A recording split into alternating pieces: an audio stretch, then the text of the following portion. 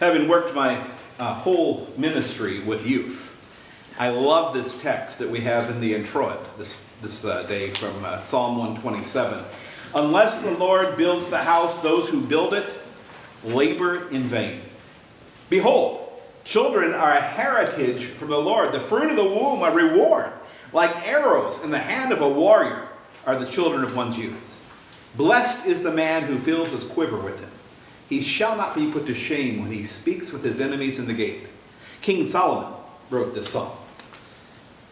King Solomon had watched his father, King David, and he had, of course, watched his own reign. He had lots of kids, too. And he had learned, better than most probably, that anything built without the Lord is built in vain. And that includes family at home, which the gospel in the Old Testament for tonight also talk about.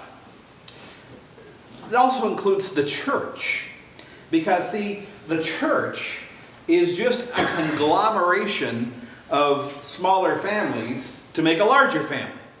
And that's why business models strictly applied to the church always fall apart, because the church is a family, not a business.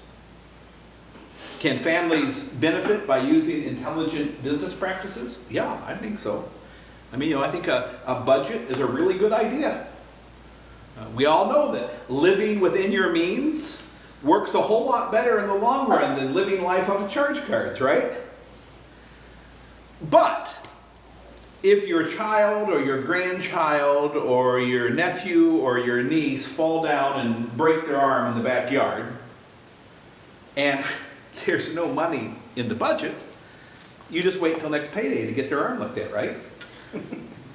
No, of course not. You whip out that Visa, and little Johnny's broken arm is writing on the Visa in a flash.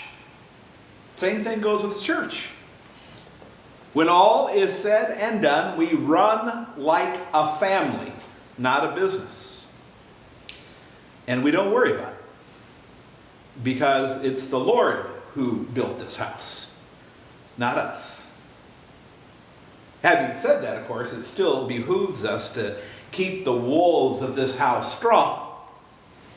We do that by ensuring that it is the Lord building this house by building all the smaller houses that go into this building. Now, I understand that we all have children.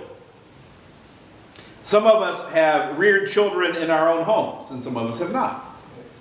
Some of us have children who have already entered paradise.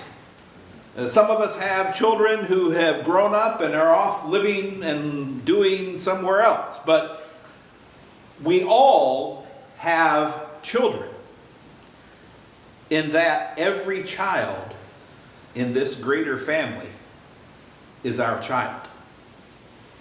So today I want to talk about those children.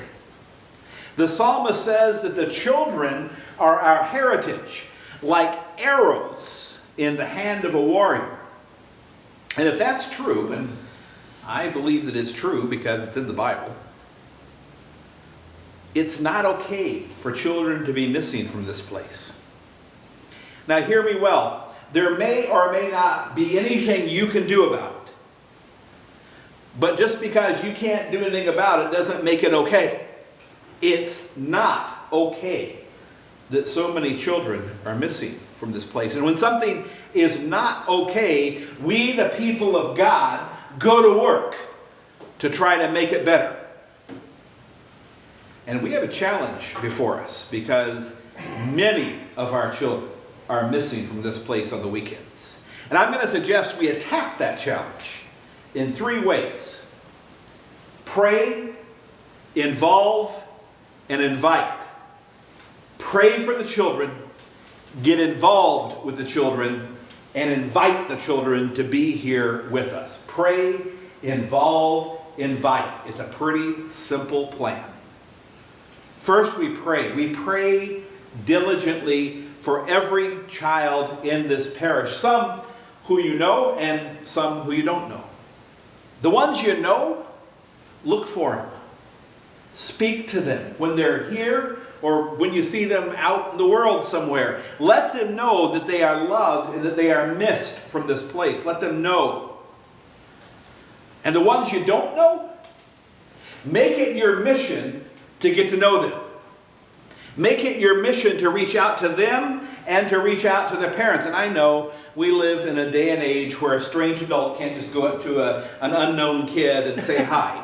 And you can't go pop in at the kids' school. I don't mean doing those kinds of things. But I do mean sending a card, sending an email, sending a text, letting the kid and the parents know that you are praying for them. Make a child your mission. Let that child know you're looking forward to seeing them at church or at an event or wherever. Pray. Second, get involved with the children. We need you. First of all, we need you to make every effort with the children over whom you have any measure of control to get them here for worship and for Sunday school and for VBS and for confirmation and for Big House. And then, of course, we need volunteers for all of those things as well. We need Sunday school helpers and teachers and aides, and we need VBS helpers and teachers and aides when that time rolls around again. We need people to make dinners for kids on Wednesday nights. We need people to oversee cleanup and activities. They're all our children, and we are not the YMCA here. We are not running kids camps or programs for kids. This is a place. This is a place not created by God for parents to have a place to drop their kids off for a while so they can go have coffee. That's not the point here. This is a place where we do ministry with these kids. We work actively to build the house of the Lord. Involve.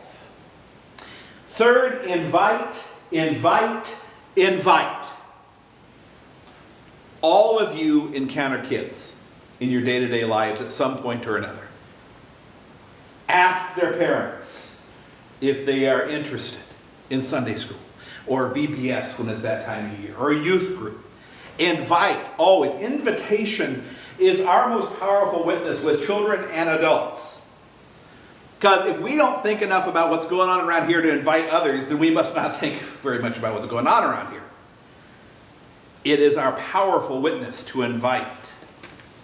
I mean, if you had the cure to diabetes, you would shout it from the rooftop. You would never keep it a secret.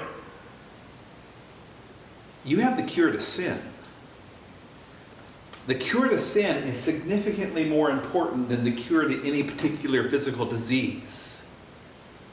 We have the cure for sin.